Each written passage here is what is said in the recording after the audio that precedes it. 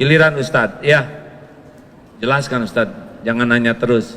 Ketika sekarang orang berbicara tentang masalah ancaman-ancaman yang luar biasa, disintegrasi bangsa, kemudian bully pada ulama, kemudian dengan berbagai macam masalah, sebetulnya masalah ini di luar atau masalah manusia ini di dalam?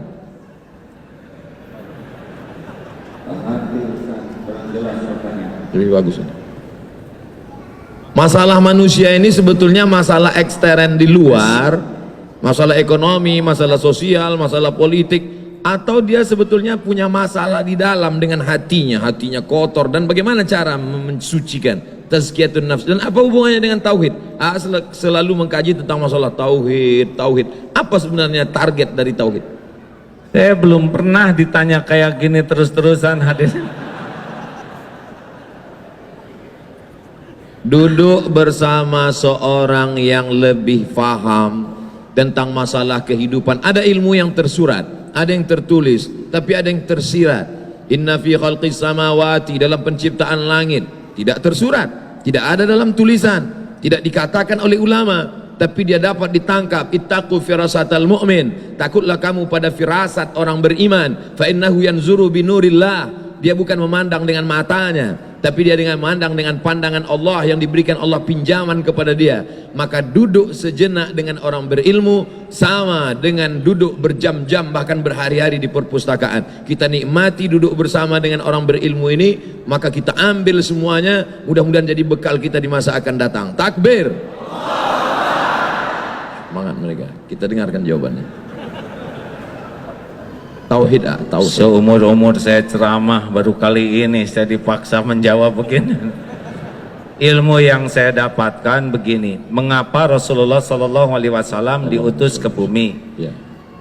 Innama bu'itstu liutammima makarimal akhlak. Sesungguhnya hamba diutus ke bumi hanyalah untuk menyempurnakan kemuliaan akhlak. Beliau bersimbah keringat, air mata, bahkan darah, agar kita semua memiliki akhlakul karimah. Karena semua masalah itu gara-gara akhlak yang buruk.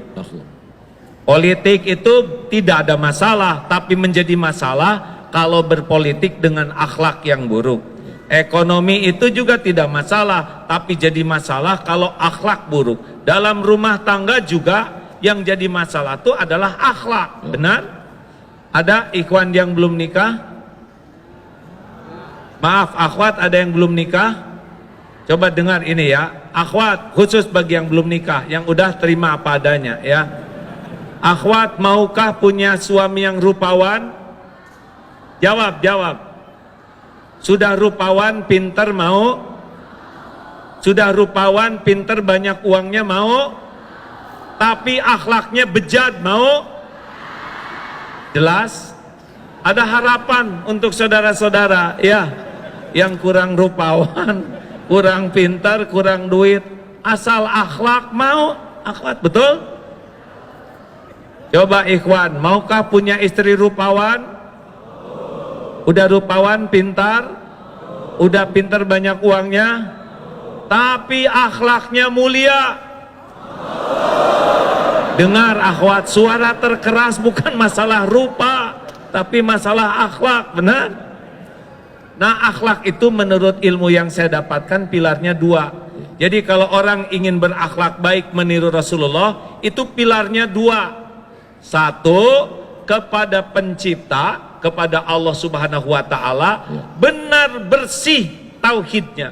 La ilaha illallah, tiada ilah selain Allah.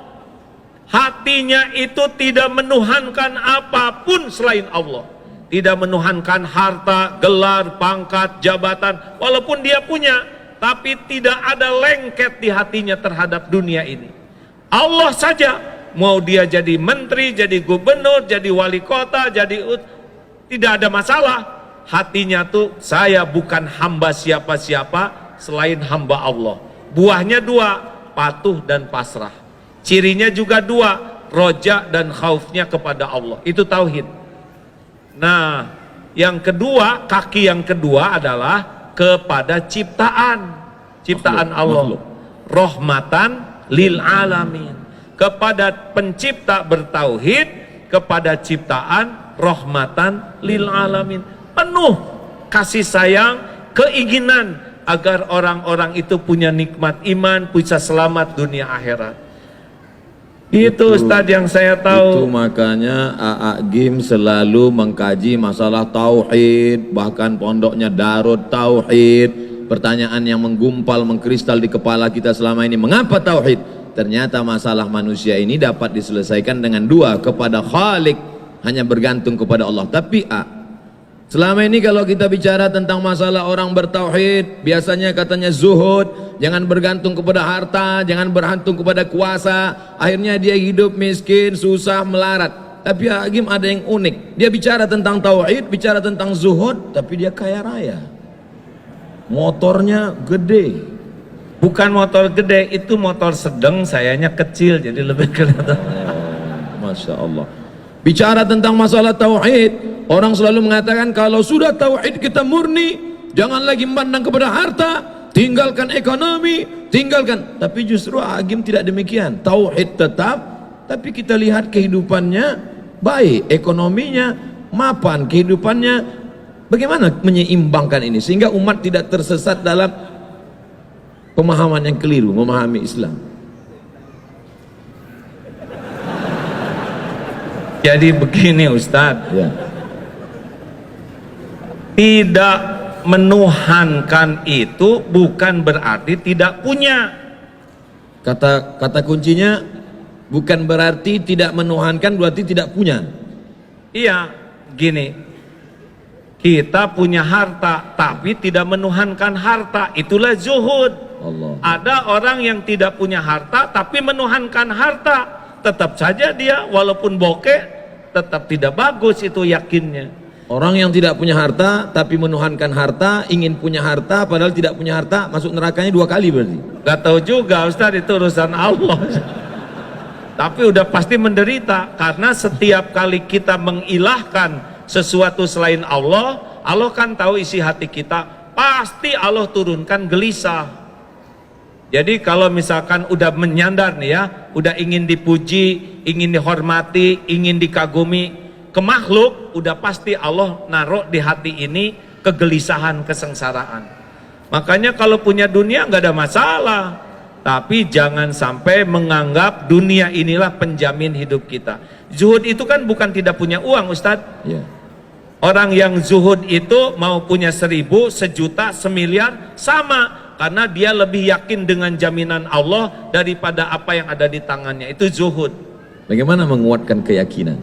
Harus dilatih Ustadz. Cara melatihnya? Ya misalkan ini nanti ada sedekah ya, jangan suka ragu-ragu, sedekah berapa, nggak usah dihitung-hitung, ada sini, coba aja keluarin, buka jam keluarin, cincin keluarin, pasti nyesel.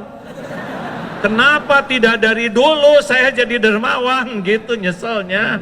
Jadi ini akan ada ujian. Ada sesudah ini biasakan diuji ya. Masya Allah, mana kotaknya? Belum Ustadz, belum panas ini ya. Ya.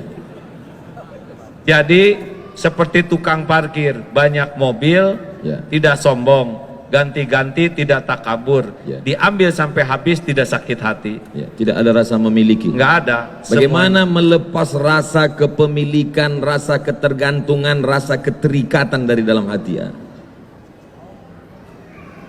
Jadi saya gini yang ketempuhan ini hadirin. Jadi harus dengan riadah Ustadz. Ya. Tidak bisa ilmu ma'rifatullah ini hanya dengan belajar. Ya. Tapi harus ada mujahadah melepaskannya. Makanya seperti kalau saudara ragu terhadap uang, latih saja.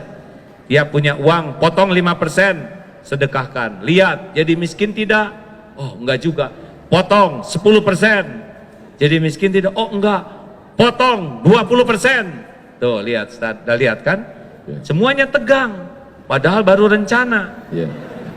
Tadi 5% mereka masih senyum, 10%, 20%, baru rencana pelit. Saya nih Ustaz ya, maaf ya, kalau saat ini nih tiba-tiba ada tamu, saya mau ngasih uang ke ya, boleh ngasih ke saya misalkan sekarang 20 miliar, bro aja gini, udah nggak ribet Pak.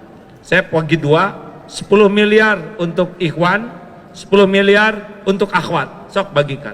Gitu Ustaz. Masya Allah. Namanya juga ngelamun, masa pelit ya kan? Betul. Kita mah ngelamun aja pelit Ustaz. Apalagi nggak ngelamun. Suatu ketika saya sedang pergi umroh, lalu kemudian saya melihat ada cincin yang sangat cantik. Saya sangat suka. Lalu saya beli, lalu saya pakai, lalu saya menikmati. Hati saya mulai tergantung, karena kalau dia pergi pasti saya akan kehilangan. Sampai akhirnya saya suatu tempat ceramah, ada bapak-bapak mengatakan, cincin Ustadz cantik, saya suka, boleh nggak untuk saya? Lalu kemudian saya berikan kepada dia. Saya ingin mempraktekkan ceramah dulu waktu di Darut Tauhid. Jangan ada keterikatan.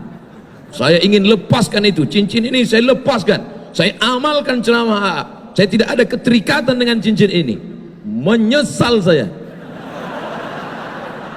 Ini ada cincin yang lebih bagus ya nggak? Ceritanya belum selesai. Oh iya. Begitu saya berikan, saya menyesal dalam hati saya. Ini gara-gara mengamalkan ilmu game ini. Jangan ada keterikatan, lepaskan semuanya. Saya lepaskan satu cincin. 2 hari setelah itu saya ceramah di Makassar. Datang bupati, tidak boleh sebut nama, menjaga kode etik jurnalistik. Dia lepaskan cincin yang dia sayangi, yang lebih mahal yang dari saya punya. Inilah dia sekarang. Masya Allah, Alhamdulillah, Allahu Akbar. Yakin kan? Memang ajaran ini luar biasa. Saya dulu dilatih guru saya begitu Pak. Pokoknya berikan, sekarang udah nggak riadoh lagi ya, saudara jangan ngarep-ngarep apa-apa ya. Makanya saya nggak begitu bawa apa-apa, takut diminta. Dulu sama Ustadz, punya cincin ada lafaz Allah, bagus kata guru, kasihkan. Sampai dulu sekali baju itu sampai tinggal 1 Ustadz, baju untuk ceramah. Nah malam minggu itu saya ingat ceramah di Jatinangor, jatuh karena ceramahnya di kampung. Tes, kedengaran Bu? Jelas?